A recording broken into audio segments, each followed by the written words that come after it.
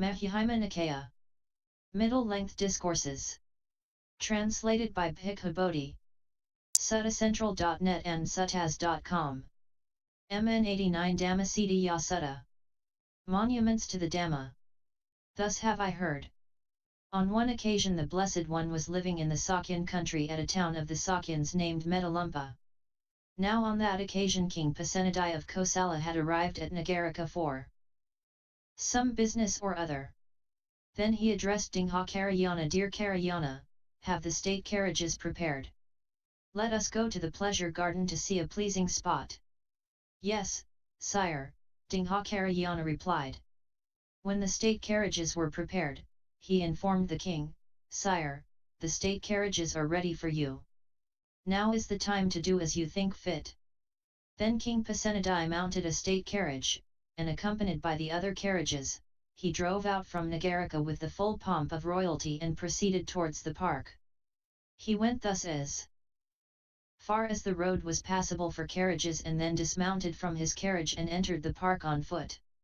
As he walked and wandered in the park for exercise, King Pasenadi saw roots of trees that were lovely and inspiring, quiet and undisturbed by voices, with an atmosphere of seclusion, remote from people, favorable for retreat.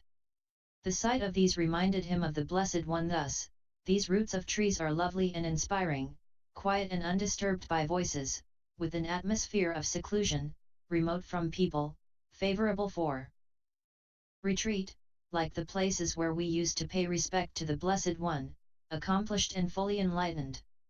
Then he told Dingha Karayana what he had thought and asked, Where is he living now, the Blessed One, accomplished and fully enlightened?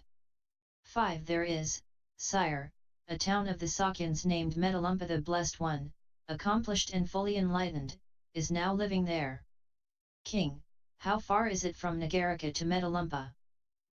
Karayana, it is not far, sire, 3 leagues. There is still daylight enough to go there. King then, Dear Karayana, have the state carriages prepared. Let us go and see the Blessed One, accomplished and fully enlightened. Yes, sire, he replied. When the state carriages were prepared, he informed the king, Sire, the state carriages are ready for you. Now is the time to do as you think fit. Then King Pasenadi mounted a state carriage, and accompanied by the other carriages, set out from Nagarika towards the Sakyan town of Metalumpa. He arrived there while it was still daylight and proceeded towards the park. He went thus as far as the road was passable for carriages, and then he dismounted from his carriage and entered the park on foot. Now on that occasion a number of bhikkhus were walking up and down in the open. Then King Pasenadi went to them and asked, Venerable sirs, where is he living now, the Blessed One, accomplished and fully enlightened? We want to see the Blessed One, accomplished and fully enlightened. The bhikkhus replied, That is his dwelling, great king, with the closed door. Go up to it quietly, without hurrying, enter the porch, clear your throat, and tap on the panel. The Blessed One will open the door for you. King Pasenadi handed over his sword and turban to Dingha Karayana then and there. Then Dingha Karayana thought, so the king is going into secret session now. And I have to wait here alone now. Without hurrying, King Pasenadi went quietly up to the dwelling with the closed door, entered the porch, cleared his throat, and tapped on the panel. The Blessed One opened the door. Then King Pasenadi entered the dwelling. Prostrating himself with his head at the Blessed One's feet, he covered the Blessed One's feet with kisses and caressed them with his hands, pronouncing his name, I am King Pasenadi of Kosala, Venerable Sir, I am King Pasenadi of Kosala, Venerable Sir. Buddha, but, Great King, what reason do you see for doing such supreme honor to this body and for showing such friendship? King, Venerable Sir, I infer according to Dhamma about the Blessed One, the Blessed One is fully enlightened, the Dhamma is well proclaimed by the Blessed One, the Sangha of the Blessed One's disciples is practicing the good way.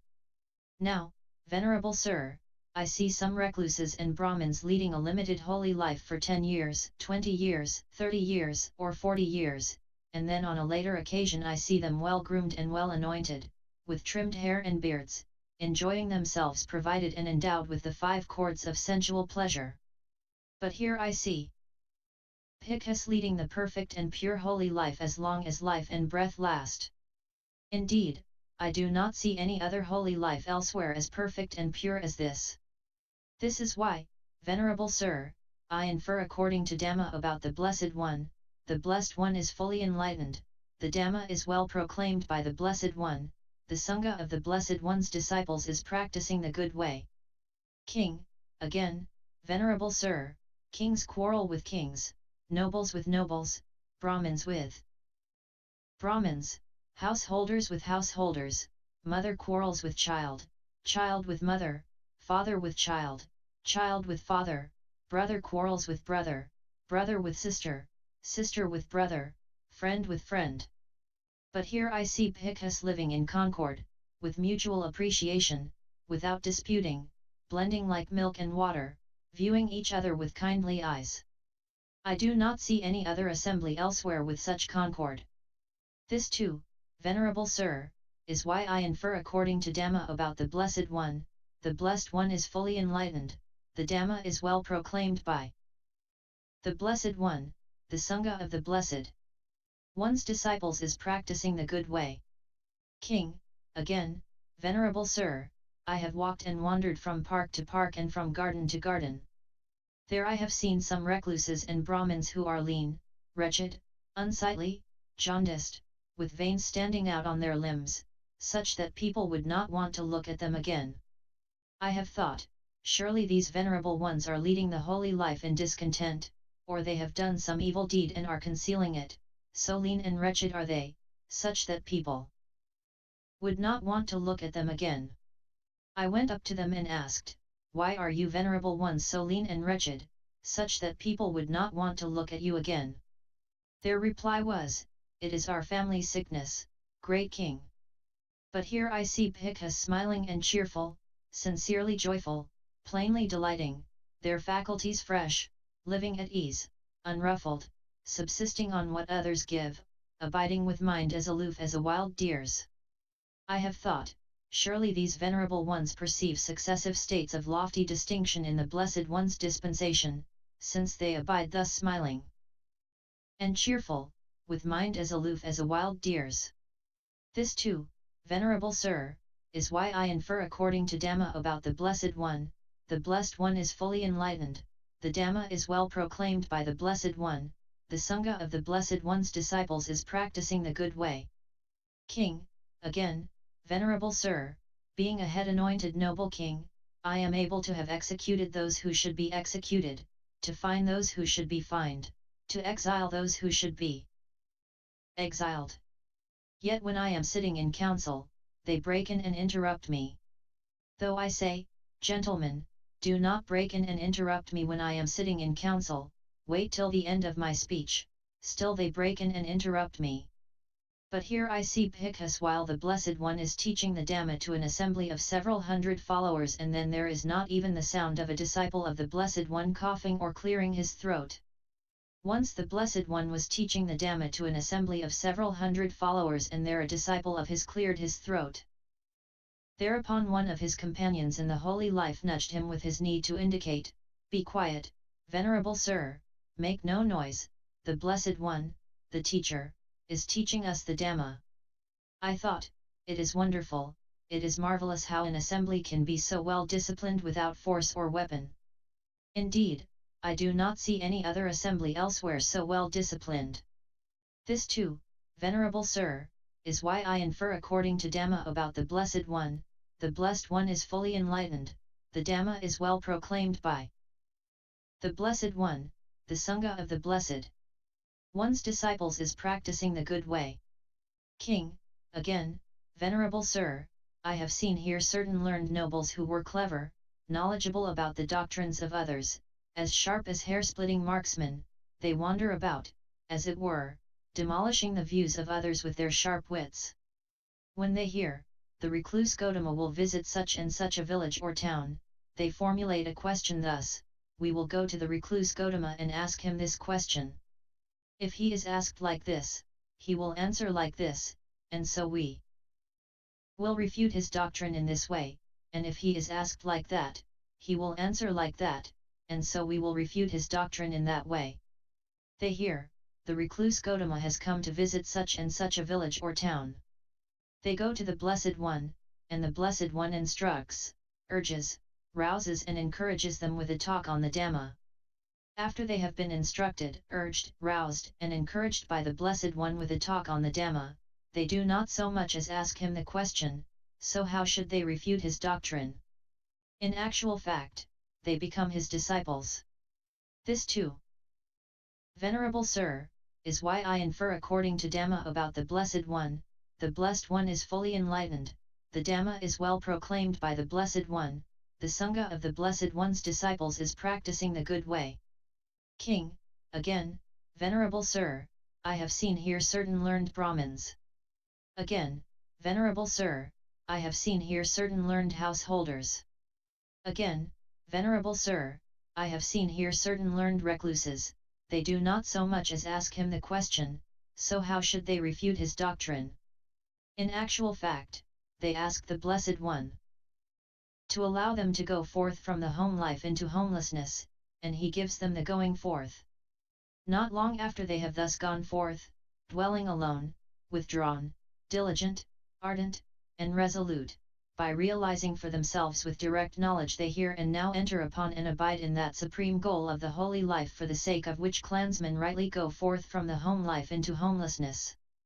They say thus, we were very nearly lost, we very nearly perished, for formerly we claimed that we were recluses though we were not really recluses, we claimed that we were Brahmins though we were not really Brahmins, we claimed that we were arahants though we were not really arahants.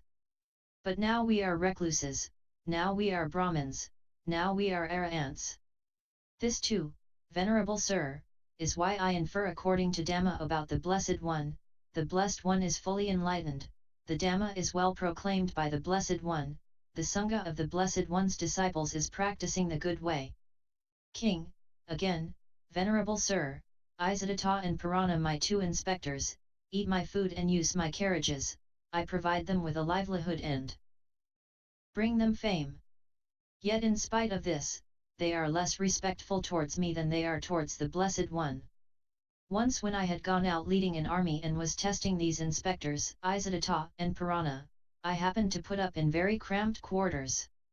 Then these two inspectors, Isatata and Purana, after spending much of the night in talk on the Dhamma, lay down with their heads in the direction where they had heard that the Blessed One was staying and with their feet towards me. I thought, it is wonderful, it is marvelous. These two inspectors, Isatata and Purana, eat my food and use my carriages, I provide them with a livelihood and bring them fame. Yet in spite of this, they are less respectful towards me than they are towards the Blessed One. Surely these good people perceive successive states of lofty distinction in the Blessed One's dispensation. This too, Venerable Sir, is why I infer according to Dhamma about the Blessed One, the Blessed One is fully enlightened, the Dhamma is well proclaimed by the Blessed One, the Sangha of the Blessed One's disciples is practicing the good way. King, again, Venerable Sir, the Blessed One is a noble and I am a noble, the Blessed One is a Kosalan and I am a Kosalan, the Blessed One is 80 years old and I am 80 years old.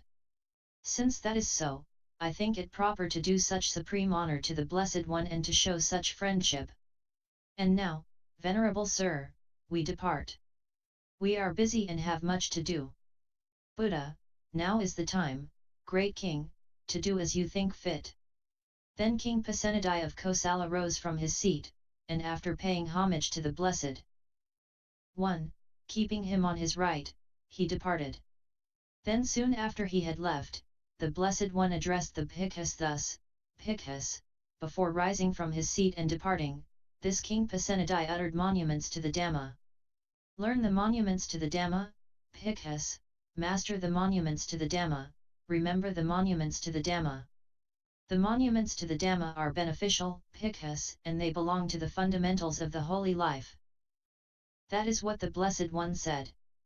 The bhikkhus were satisfied and delighted in the Blessed One's words.